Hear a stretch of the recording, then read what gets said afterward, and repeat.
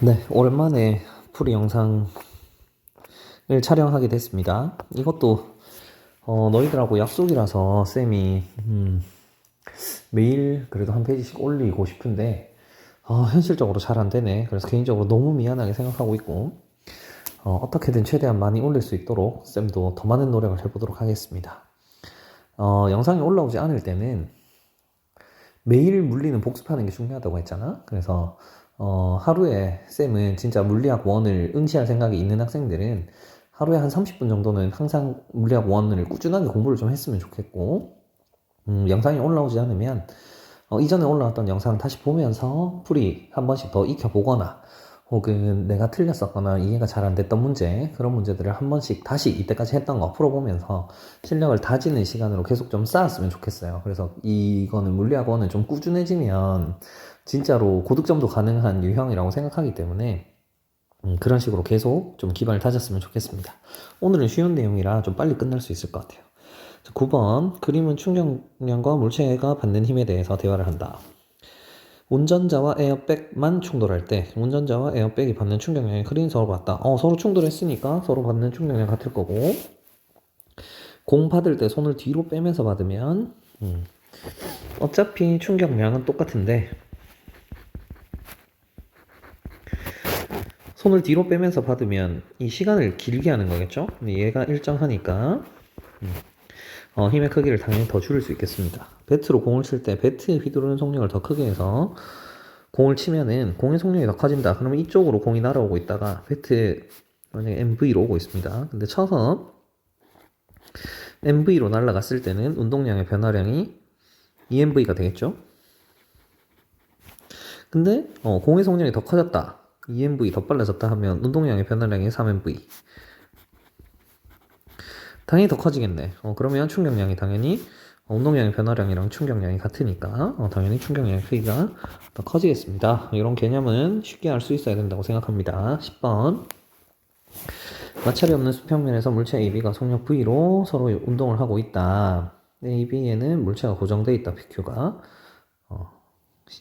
A의 질량 15M, B의 질량 3M, P도 M, Q도 M.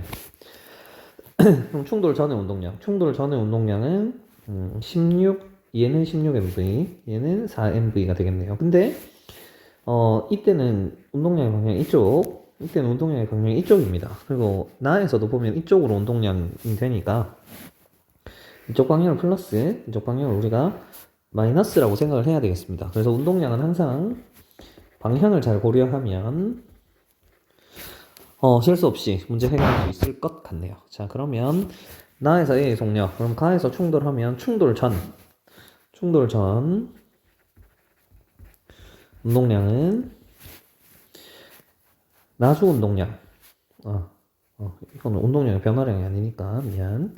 충돌 전의 운동량은 16MV 더하기 마이너스 4MV 해서 총 12MV 될 거고, 충돌 후 나의 충돌 후에는 얘가 다 합쳐져서 어떤 V-의 속력으로 간다라고 생각해보면 15, 16, 17, 20 얘는 총 질량은 20M이네요. 그럼 충돌 후의 운동량은 20MV-가 되겠습니다. 충돌 전후의 운동량은 보존이 돼야 되니까 V-는 20M분의 12M 약분하면 3, 4, 12, 3, 5, 15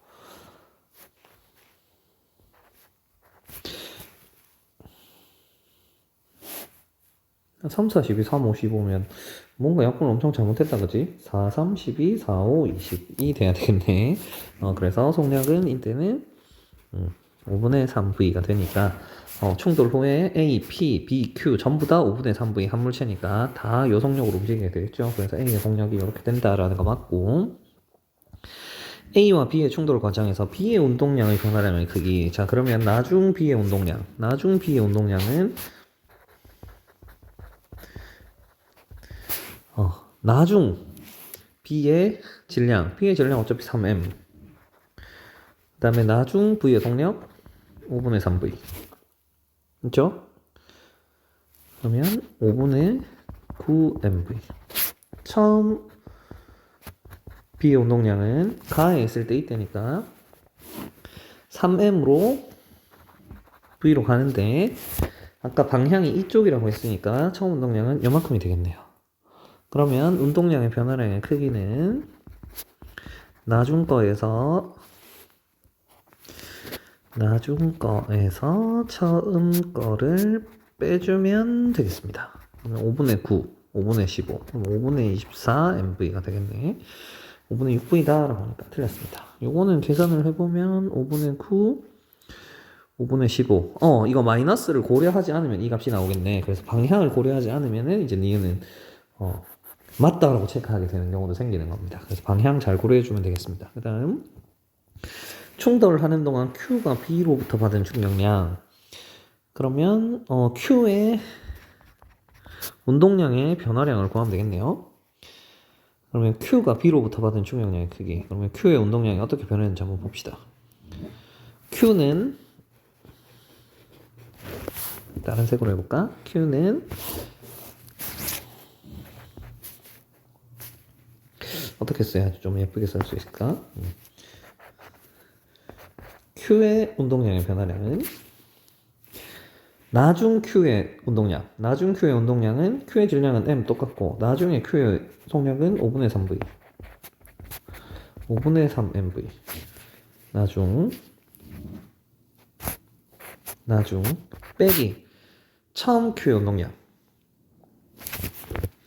이때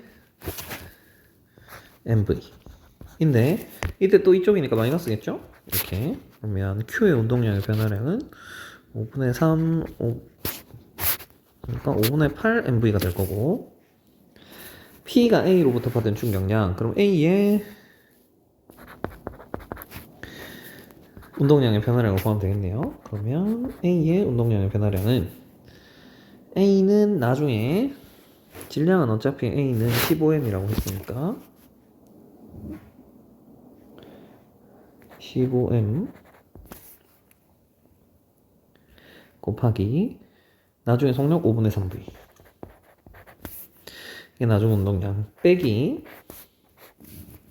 처음 운동량은 15M V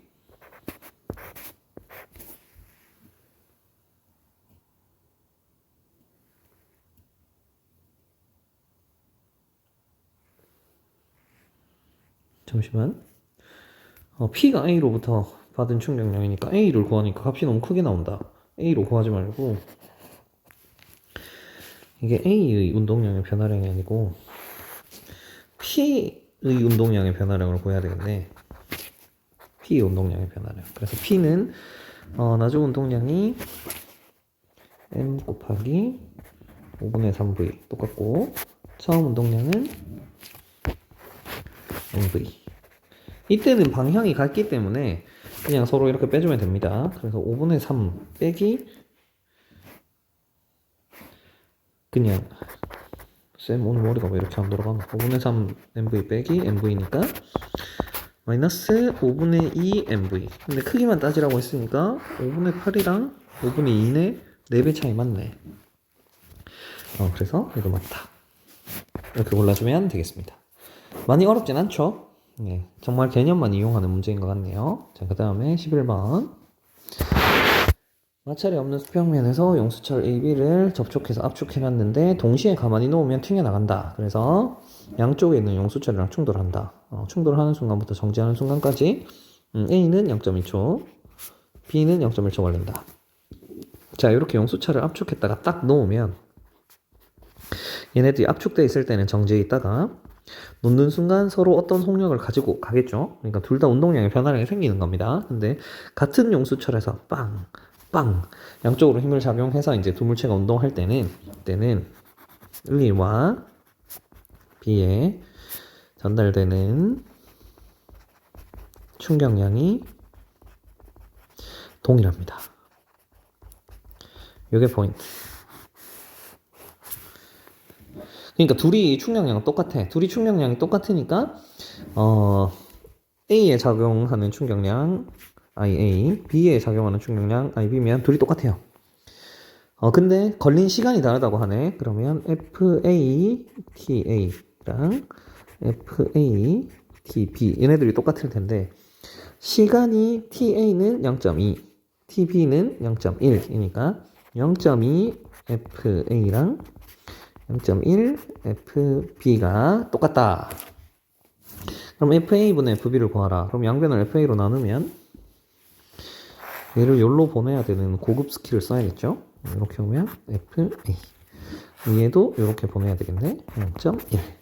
그럼 FA분의 FB는 0.1분의 0.2니까 2 이렇게 나오겠습니다. 너무너무너무너무 쉬운 문제. 요 개념만 알고 있다면. 12번.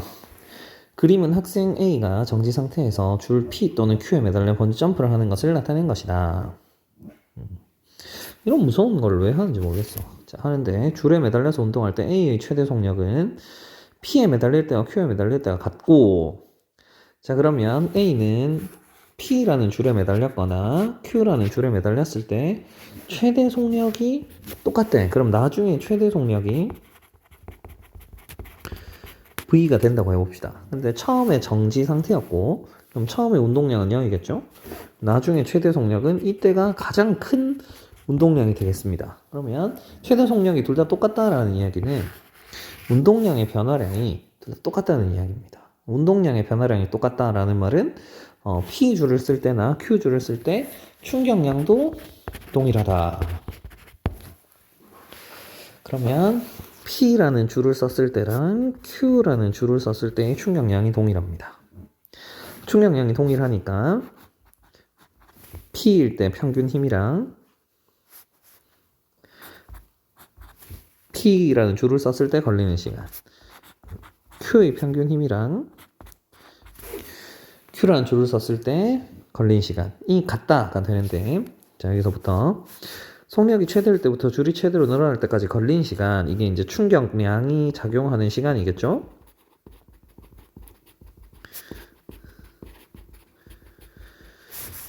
Q일 때가 P일 때보다 크대요. 그러면 Q일 때가 TQ, P일 때가 TP라고 하면 이때가 더 크대. 자, 그러면 자, 충격량은 똑같고, 그 다음에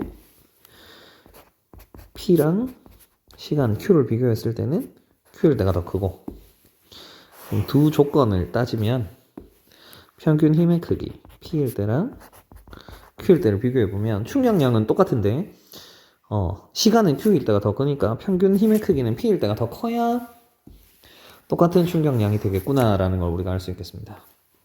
이걸 토대로 기억, P가 최대로 늘어나서 정지한 순간에 A에 작용하는 R자임 0이다. 이게 반사적으로 정지한다 라고 하면 R자임이 0이다 라는 결론으로 도달하는 경우가 있어. 맞지? 정지했으니까 R자임이 0이겠네. 근데 자, 번지점프하는 경우는 보면 탄성이 있는 줄을 쓰는 거니까 줄에 매달려가지고 줄이 꼬불꼬불한 줄이야. 근데 쭉 내려가서 줄이 다 펴지는 순간이 오겠죠? 줄이 다 펴지는 순간. 이때 속력이 최대가 되고, 왜 이때 최대가 되냐면, 자, 줄이 다 펴지면 바로 튕겨 올라가는 게 아니야. 번지 점프할 때 탄성이 하나도 없는 줄 쓰면은 제일 아래쪽에 도달하는 순간 이게 쭉 늘어나서 충격량을 흡수해야 되는 구간이 있는데, 그거 없이 바로 팅 하면은 발목 잘려 나갑니다. 묶여 있으면. 그래서 줄이 다 펴진, 그냥 다 펴진 상태에서부터 아래로 쭉 더 늘어났다가 튕겨 올라가기 시작하는 거예요. 그래서 이렇게 아니다, 이거 길이 차이가 너무 얼마 없으니까 쭉 더 늘어나서 이만큼 더 늘어나서 다시 튕겨 올라가는 거예요. 그래서 이만큼, 원래는 여기가 줄이 다 펴졌을 때고 이때부터는 탄성이 작용하면서 더 길게 늘어날 때입니다. 그래서 요 동안에는 중력도 작용하지만 물체에 이제 이 탄성력도 작용하고 있어요. 그래서 최대로 늘어나서 정지해 있을 때, 딱 이때부터 튕겨 올라갈 때는 작용하는 R자임이 0이 아니라 탄성력이 작용해서 위로 튕겨져 올라갑니다. 오히려 줄이 완전 다 펴졌을 때 이때가 이 중력이랑 탄성력이 균형을 이루고 있을 때입니다. 쭉 내려가서 정지하는 동안은 탄성력이 점점 커지는 상황이기 때문에 그때는 알짜임이 0이 아니다. 이걸 잘 기억해야 되겠습니다. 근데 이거는 원래는 그 동그라미를 하는 실수를 할 수 있을 텐데 니은 디귿 지문 보면은 A가 연직 아래 방향으로 운동해서 속력이 최대인 지점을 지나는 순간부터 줄이 최대로 늘어나 정지할 때까지가 다르구나라는 거를 미음이랑 디귿 지문을 보고 이해할 수 있고 이걸 토대로 거꾸로 유추해서 속력이 최대인 지점이랑 줄이 최대로 늘어나는 지점이 다르겠네. 속력이 최대인 지점은 어떤 특징이 있지? 줄이 최대로 늘어나서 정지할 때 어떤 특징이 있지? 다시 의심하면 기억에 대한 해석을 다시 해볼 수 있을 거예요.